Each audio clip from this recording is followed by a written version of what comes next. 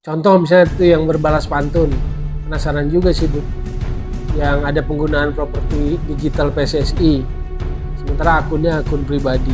Masa kan sekian lama sekjen nggak paham, nggak tahu gitu. Oke, balik lagi di Footballitik dalam suasana yang berbeda, santai tapi serius. Serius kan yang dibahas isu-isu yang lagi panas di sepak bola.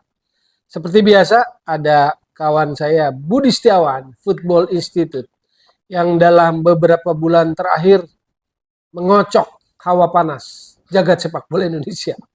Soal komdis, soal segala macam. Tapi kali ini gue mau tanya soal PHK.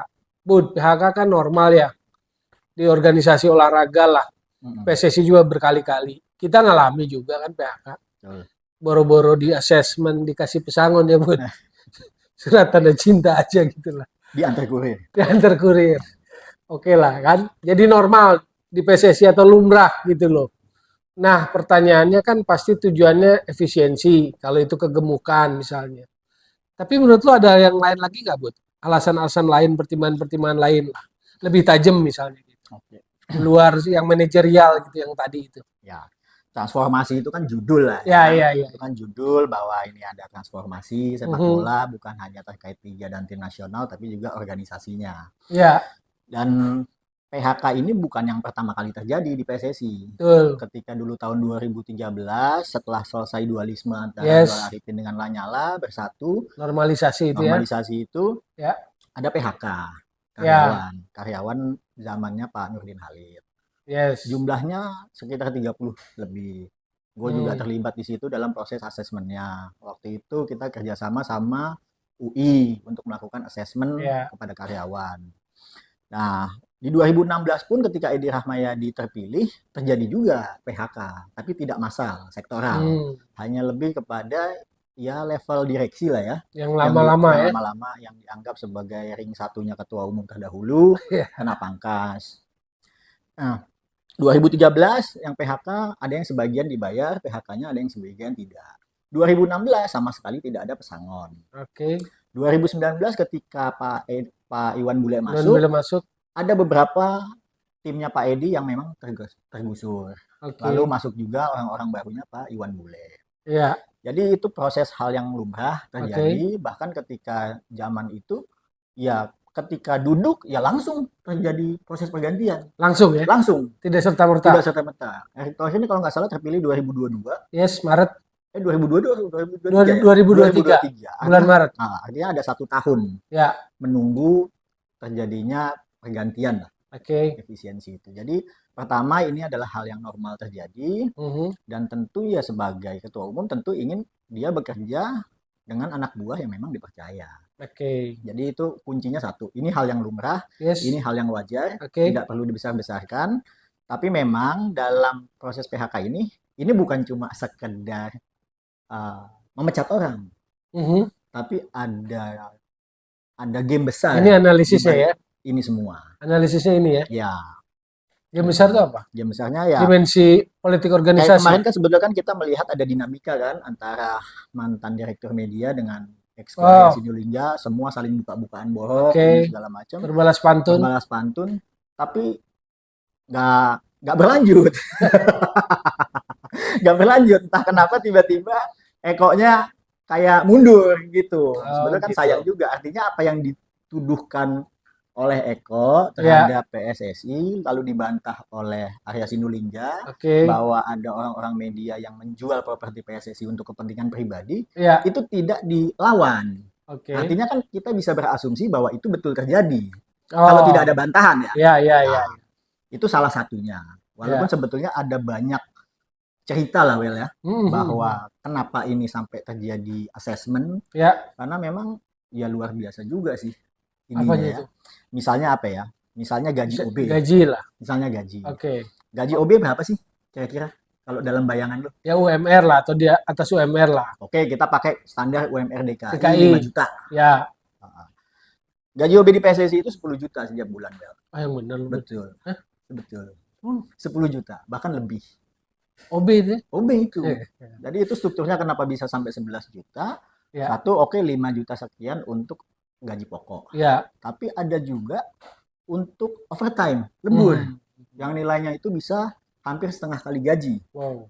Lalu ada tunjangan transportasi, tunjangan uang makan, dan Ya. lain-lain. Jadi kalau di total itu ya 10 juta lebih. Jadi dari sisi manajerial nggak efisien dong, gemuk gitu kan. Baik Itu secara jumlah, kabarnya kan hampir 100-an ya. hampir 100 Lalu secara itunya ya, overhead cost-nya kan, overhead cost-nya. Jadi gajinya kan. kalau gaji OB segitu ya kita pasti bisa membayangkan gaji yang Hmm. staff, gaji manajer, direktur segala macam itu berapa. Ini bocoran dari konsultan nih. Ya sumbernya nggak perlu ini, tapi ini insya Allah kredibel.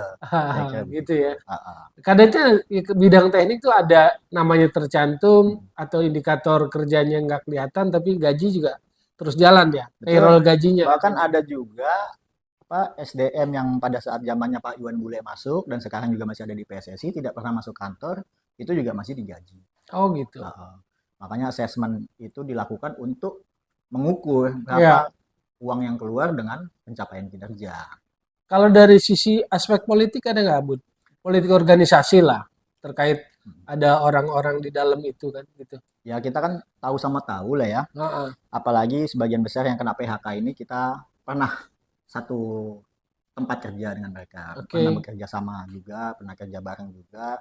Dan ada nama-nama yang memang bukan rahasia umum bahwa pegawai di kantor PSSI itu si A ini dekat dengan orang klub ini, dekat dengan mantan exco ini, dan segala macam. Ya tentunya dengan pembersihan yang dilakukan Erik di level kesekjenan, ini pasti akan menghambat alur informasi yang ada di federasi terhadap bos-bos mereka di luar.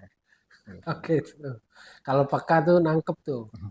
Jadi ada orangnya ini gitu kan. Berarti sterilisasi lah. Sterilisasi. Oke, setelah 1 tahun lebih Erick Thohir menjabat dilaksanakan sekarang gitu kan. Pertanyaannya, contoh misalnya itu yang berbalas pantun.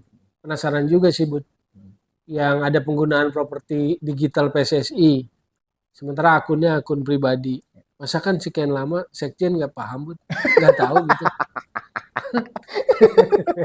Bukan akun pribadi. Ini pertanyaan apa bukan? Akunnya itu akun PSSI. Iya, sorry, rekening tadi. Rekeningnya itu akun pribadi. Ya kan begitu kan pernyataannya kan bunyi pernyataan. Makanya nah pikiran saya siapapun itu mau direktur ataupun staf itu kan pasti sekjen atasan langsungnya gitu. Ya kalau semua karyawan di bawah PSSI itu ya memang under sekjen. Iya. Under sekjen. Kita sudah paham lah Bapak mengarahnya kemana. Asik. Kan ini kan lo mau ngomong kok yang karyawan kena PHK sekjennya enggak kan kira-kira begitu kan. Deputinya lah gitu. Menurut lo memang mereka yang harus bertanggung jawab. Harusnya secara hierarki manajerial kan begitu. Oke. Ikut bertanggung jawab.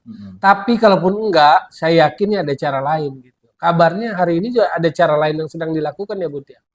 Artinya maksudnya harus ada trik-trik lain dalam mengelola itu gitu kan. Ya, jadi memang sumber yang gue dapet di dalam itu ketua umum ini memang sudah agak resah dan gelisah lah dengan situasi yang ada di PSSI. Makanya kan beberapa kali kan sebelumnya kan kita podcast kita kasih tahu bahwa selalu ada diksi yang digunakan oleh Arya Sinulinga bahwa tim kami yang mengurus ini, tim kami yang mengurus ini.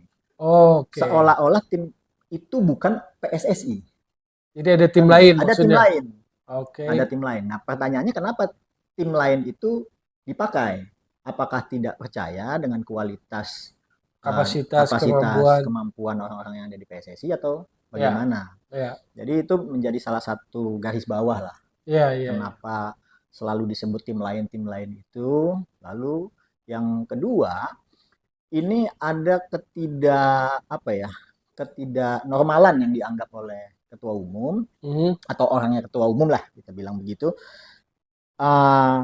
bahwa setiap pertandingan internasional atau acara kongres itu selalu dapat honor orang-orang PSSI. Ya memang kan sejak zaman itu kan pola lama. Ya itu pola lama memang, dan itu dianggap sebagai sebuah keajaiban lah bagi pemimpin PSSI sekarang. Lalu kan ibaratnya udah kita gaji, kok kenapa masih ada honor untuk pelaksanaan kongres? Itu kan agenda rutin. Untuk internasional match atau pertandingan-pertandingan workshop kayak begitu, kenapa harus ada honor lain? Nah itu kemungkinan itu menjadi salah satu alasan dilakukan assessment ini untuk mereduksi pengeluaran. Siap. Jadi itu poin tentang PHK, isu PHK Budi Setiawan Football Institute menyatakan di luar aspek manajerial, kegemukan, efisiensi cost dan sebagainya, ada analisis soal tadi itu Bud ya, politik organisasi ya. Politik organisasi. Kan Mengikis, informasi kan penting. meminimalisir, mensterilisasi orang siapa gitu. Betul. Mantap. Tapi ada informasi aneh juga nih sebetulnya nih. Apa tuh Bud? Jadi ada beberapa orang yang sudah di PHK tapi masih dibantukan atau dipekerjakan di PSSI. Maksudnya? Bahkan ada yang dipindah ke LIB. Oh, karena itu nggak jelas. Dasarnya apa? ada proposal, ada apa? Ada disposisi Nah, kali. jadi misalnya nih lu udah di PHK. Ya. Tapi lu masih disuruh kerja nih, diperbantukan untuk Itu kenapa bantuin. itu? Ya nggak tahu itu, jadi nggak jelas. Oh, oke. Apakah nanti yang di PHK ini bisa masuk lagi ke dalam? Ya kalau sampai itu terjadi kan jadi lucu, ngapain di PHK? Kalau nanti masuk lagi ke dalam, lo kan di PHK kan karena tidak memenuhi standar kualitas. Tapi kenapa malah dioper, malah diperbantukan ke tempat lain? Harusnya mereka yang mendapatkan treatment khusus itu lebih baik tidak usah masuk dalam daftar PHK dong. Nanti udah dapat pesangon, masuk lagi bekerja, jadi aneh. Ketika dulu 2013 ada yang sudah kena PHK, 2016 masuk lagi. Diberhentikan oleh orang yang sama, diangkat juga oleh orang yang sama. Jadi itu isu tentang PHK. Jadi Bung Toel atau Football Institute nggak cuma ngomongin STY doang, paham yang lain juga tentang organisasi PSSI. Makanya kita angkat isu yang lagi hangat, yang muncul menjelang atau menyalip di tikungan menjelang isu paling terbaru Timnas Indonesia Arab lawan Indonesia soal isu PHK. Kita akan ketemu lagi Footballitik dengan bahasan isu-isu lain yang menggelitik. Footballitik.